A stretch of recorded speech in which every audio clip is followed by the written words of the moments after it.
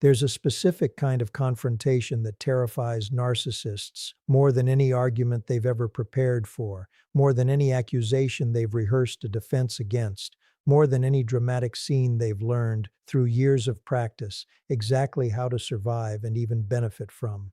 It doesn't look like confrontation at all.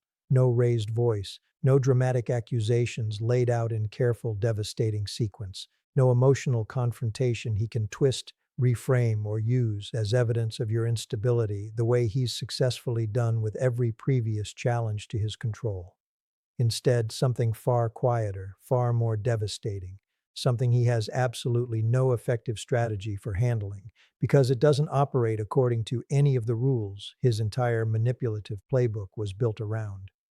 This is how a super empath challenges a narcissist. And today, we're walking through exactly what this challenge looks like, why it's so uniquely devastating precisely because it refuses to follow the script he's always relied on, and why understanding this specific approach might be one of the most powerful things you ever learn about protecting yourself from manipulation in this relationship or any future one. Let's start with understanding why traditional confrontation, the kind most people instinctively reach for when they finally decide to stand up to a narcissist, so consistently fails to produce the outcome anyone actually wants. When most people finally reach their limit, after months or years of accumulated harm, their instinct is to finally say everything, clearly, forcefully, with all the emotion and specificity the situation genuinely warrants. This instinct makes complete sense because it's exactly how confrontation works with reasonable people, people capable of genuine self-reflection, people whose psychology includes the capacity to hear difficult feedback, sit with discomfort, and adjust their behavior accordingly. But here's what almost nobody explains clearly enough before attempting this kind of direct, emotional confrontation with a narcissist specifically. His psychology isn't built to process this kind of challenge the way a reasonable person's would be. His entire defensive system has spent a lifetime practicing exactly this scenario, learning precisely how to deflect accusation, twist emotional intensity into evidence of your instability rather than his cruelty, and walk away from confrontation having successfully repositioned himself as the reasonable one, the wronged one, the victim of your apparent overreaction. This is precisely why so many people report the devastating, confusing experience of finally working up the courage to confront a narcissist directly, laying out everything they've experienced with careful, specific detail, only to watch the entire conversation somehow end with them apologizing, comforting him, or questioning their own perception, rather than achieving anything resembling the accountability they were actually seeking. This isn't a failure of your courage or your communication. It's simply what happens when direct emotional confrontation meets a psychological system specifically evolved to survive and even benefit from exactly this kind of challenge. A super empath, having usually survived exactly this frustrating, invalidating experience at least once, eventually develops something fundamentally different, an approach that doesn't hand him the familiar material his defensive system knows how to process. This different approach involves several distinct elements, and understanding each one reveals why this method proves so much more effective than traditional confrontation ever could. The first shift, she stops confronting behavior and starts simply naming reality. This distinction might sound subtle, but it represents a fundamental change in structure that transforms everything about how he's able to respond. Traditional confrontation involves accusation, emotional appeal, and implicit demand that he acknowledge wrongdoing and change accordingly. This structure, however justified, gives him something specific to defend against, something he's had years of practice deflecting. A super empath's approach looks different. Instead of saying, "You hurt me deeply when you did this, and I need you to finally understand the damage you've caused," she simply states, calmly and without emotional escalation, exactly what she observed. That comment was unkind. This is the third time this specific pattern has occurred this month. I notice you become dismissive every time I bring up something that actually matters to me. No demand for acknowledgement. no emotional appeal for him to finally understand her pain. Just simple, factual observation delivered with a calm that gives him nothing to work with. This approach devastates a narcissist precisely because it removes the emotional material his defensive system depends on for successful deflection. He can't accuse her of being dramatic when she isn't being dramatic. He can't reframe her reaction as unreasonable when there's no visible emotional reaction to reframe in the first place. He's left facing simple, unemotional, undeniable statements of fact with no clear strategy available for successfully arguing against reality itself. When it's presented without the vulnerability his tactics are specifically designed to exploit. The second shift, she stops asking questions meant to produce understanding and starts asking questions meant to reveal pattern. This addresses something crucial about how conversations with narcissists typically unfold and how a super empath fundamentally changes their nature. Most people, hoping for genuine understanding or accountability, ask questions like, "Why would you say that to me?" Or, "Don't you understand how much that hurt?" These questions, however reasonable, actually hand him space to construct elaborate justification, redirect blame, or perform exactly the kind of superficial accountability that satisfies the question's surface demand without ever producing genuine change underneath it. A super empath asks different questions entirely, ones specifically designed to expose inconsistency rather than seek understanding that was never actually available to provide. How does that compare with what you said last week? What specifically changed between when you promised this and when you did the opposite? These questions don't request emotional processing he's incapable of offering. They simply calmly surface a factual contradiction, one that's remarkably difficult to successfully deflect, precisely because they're not asking him to explain his feelings. They're asking him to account for something verifiable, something that either matches or doesn't, with no room left for the kind of vague emotional reframing that usually rescues him from accountability. This shift matters enormously because it removes his ability to redirect the conversation toward his own feelings, his own difficult past, his own struggle to communicate, all the familiar detours that traditional confrontation almost always ends up traveling down. A question about pattern and inconsistency has nowhere else to go except toward the specific factual gap it's actually pointing at. The third shift, she stops requiring an immediate response. This might be the most disorienting shift of all for a narcissist accustomed to controlling the pace of every interaction. Traditional confrontation tends to happen in a single emotionally charged conversation, one where both people are expected to reach some kind of resolution before the interaction ends. An apology, an explanation, a promise, something that closes the loop and allows everyone to move forward. This structure, again, plays directly into his strength because he's exceptionally skilled at producing exactly enough surface-level resolution to end an uncomfortable conversation, regardless of whether anything underneath it has actually changed. A super empath removes this pressure entirely. She names the observation, she asks the pattern-revealing question, and then she simply lets it sit. She doesn't need him to respond immediately. She doesn't need the conversation to reach a tidy conclusion before she's willing to move forward with her own day. This absence of urgency is deeply unfamiliar territory for someone who has always relied on controlling the timeline of every difficult exchange, and it strips him of one of his most reliable tools, the ability to rush toward whatever resolution best serves his own comfort before genuine reflection has any chance to occur. Together, these three shifts begin to reveal something that goes far beyond simple communication technique. They reveal a fundamentally different relationship to the entire process of being challenged, one that no longer requires his participation, his understanding, or his cooperation in order to function completely.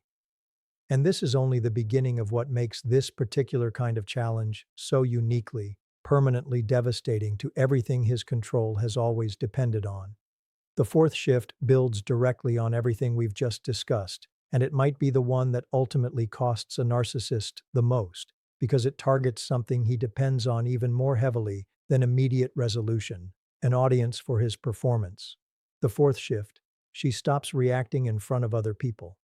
Throughout most narcissistic relationships, a significant portion of the manipulation happens not in private, but in front of witnesses, family gatherings, social events, mutual friends, professional settings. This isn't incidental, it's strategic, whether consciously calculated or simply instinctive after years of practice, because an audience changes everything about how confrontation functions. In front of other people, a narcissist can perform reasonableness while subtly provoking you, knowing that your emotional reaction, if it comes, will be witnessed and judged by people who don't have the full context. People who will likely interpret your visible distress as evidence of exactly the instability he spent years quietly suggesting you struggle with. This is one of the cruelest, most effective tools in his entire arsenal, because it means the same provocation that would read as obvious cruelty in private becomes, with witnesses present, a stage on which your reaction gets scrutinized instead of his behavior. A super empath eventually learns to recognize this dynamic with total clarity, and her response is precise. She simply refuses to react visibly, regardless of the audience, regardless of how carefully calibrated the provocation might be. This doesn't mean she pretends nothing happened. It means she declines to perform distress for an audience that was never actually going to hold him accountable anyway. She might address what occurred later, privately, calmly, with the same factual observation we discussed earlier. But in the moment, in front of witnesses he's counting on to misread her reaction, she offers nothing for anyone to misinterpret. This is deeply disorienting for a narcissist who has built entire strategies around exactly this dynamic. Provoke in public, watch her react, let the audience quietly form their own conclusions about who's actually the difficult one in this relationship. When the provocation lands and produces nothing, no visible reaction, no audience confirmation of the narrative he's been carefully constructing, he's left holding a strategy that suddenly has nowhere to go. Worse, from his perspective, the absence of her reaction sometimes makes his own behavior more visible rather than less, because without her distress to redirect attention toward, witnesses occasionally notice, for the first time, exactly what he actually said or did. The fifth shift, she stops trying to make the consequence proportional to his understanding. This element addresses something subtle but crucial about how a super empath's boundaries actually function once they're fully developed. Most people, even after recognizing a pattern of harmful behavior clearly, still feel some instinct to calibrate their response according to how much the other person seems to understand or intend the harm they're causing. This instinct shows up as thoughts like, well, he probably doesn't realize how much that affects me, or maybe if I explain it more clearly this time, the consequence won't need to be as significant. A super empath eventually releases this instinct entirely, not out of cruelty, but out of hard-earned recognition that his understanding, or lack of it, was never actually the deciding factor in how much harm his behavior caused her. This shift matters enormously because it means her boundaries and consequences stop being contingent on his comprehension, his intent, or his eventual acknowledgement. If a specific behavior crosses a line, the consequence follows, regardless of whether he seems to grasp why, regardless of how convincingly he performs confusion or genuine ignorance about the impact of what he did. This is deeply unsettling for a narcissist accustomed to negotiating the severity of consequences through exactly this kind of performed misunderstanding. Historically, I didn't realize, or I didn't mean it that way, has functioned as a reliable tool for softening whatever response his behavior might otherwise produce.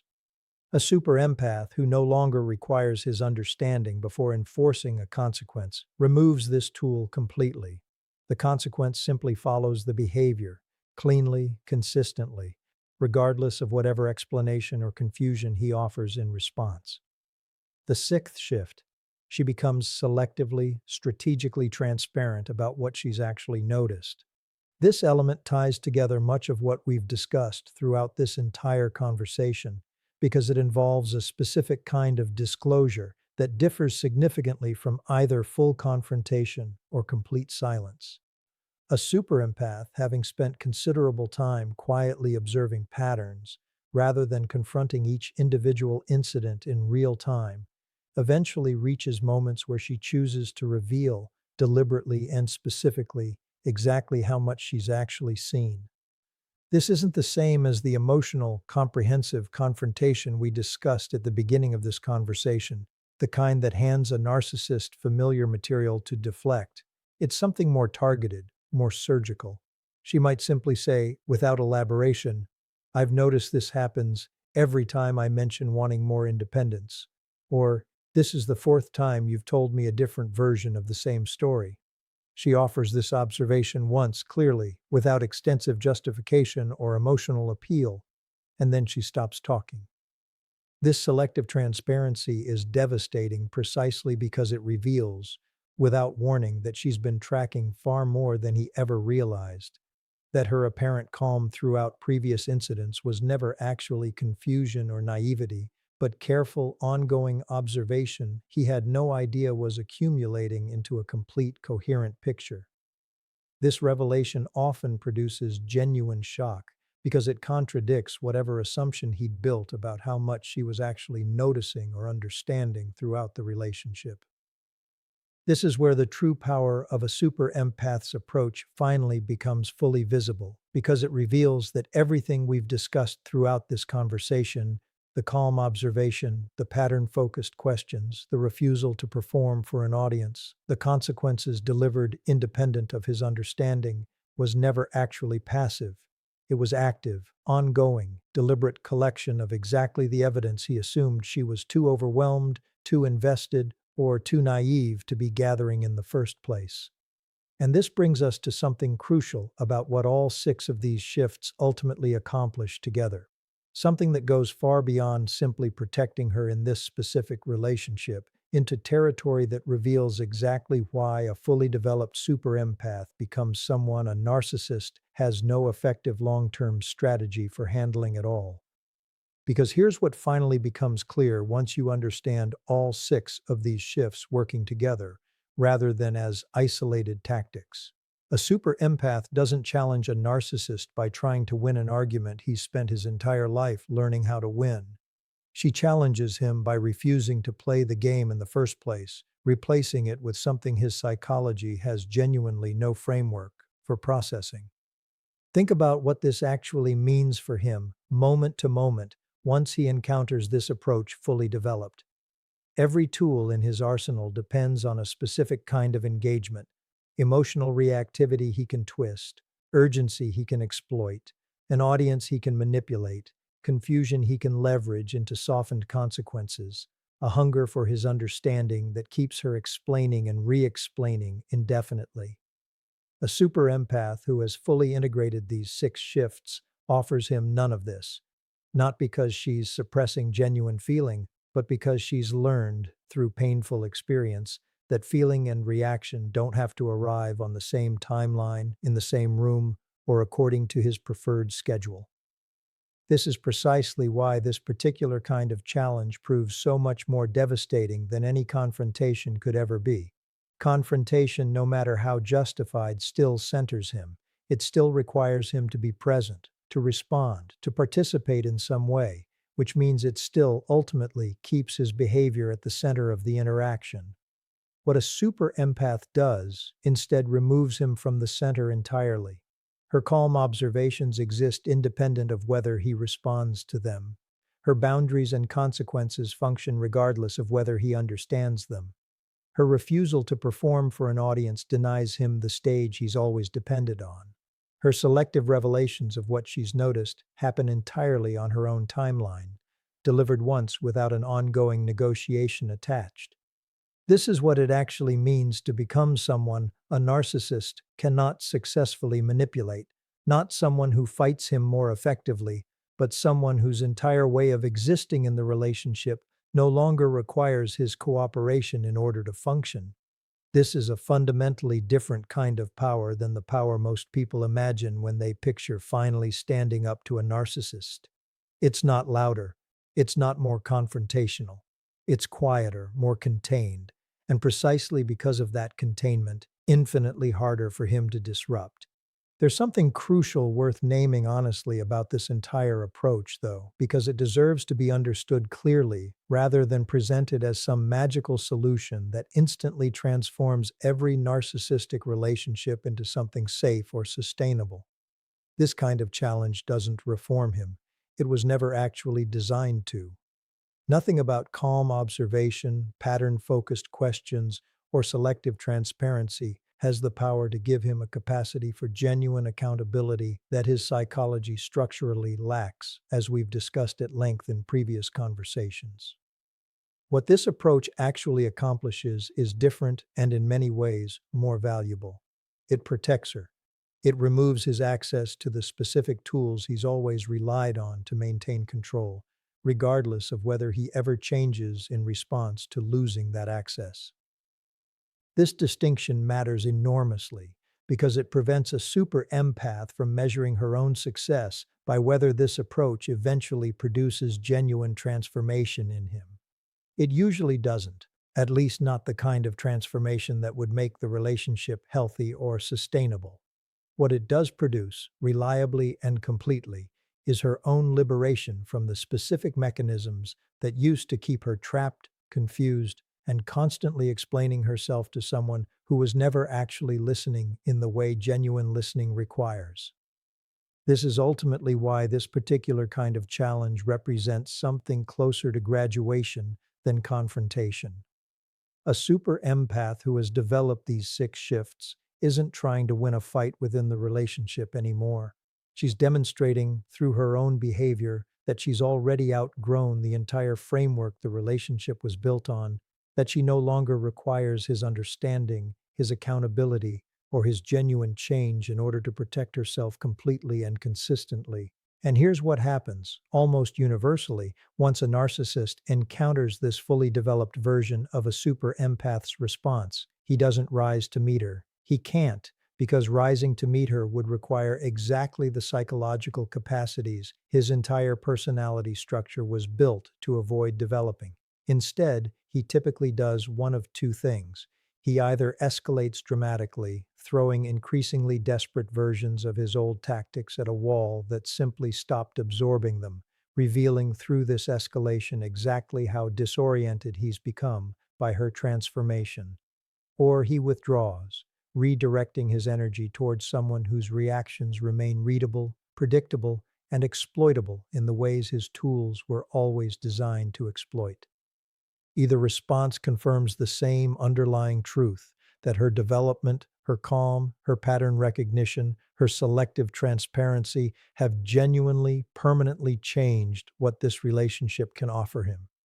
He's no longer interacting with someone who needs him to understand her pain before she'll protect herself from causing it. He's interacting with someone who has already, completely, moved beyond needing anything from him at all. This is how a super empath challenges a narcissist, and it's worth understanding clearly why this challenge succeeds where direct confrontation so often fails. It was never actually built to change him. It was built to finally, completely free her from needing him to change in order to be safe, to be at peace, to be genuinely sustainably whole. She doesn't win the argument. She simply quietly stops needing to have it. And in a relationship built entirely on his need for engagement, her complete lack of need for it isn't just a challenge. It's the ending he never saw coming, delivered without a single raised voice.